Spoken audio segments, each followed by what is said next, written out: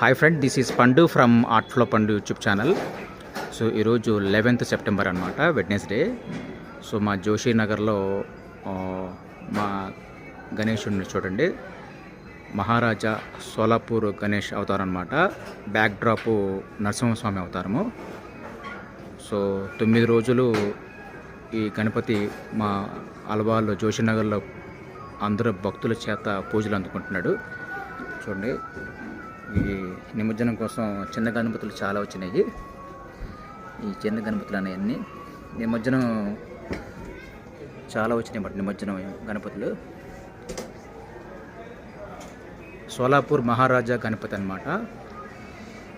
నరసింహస్వామి అవతారం back drop.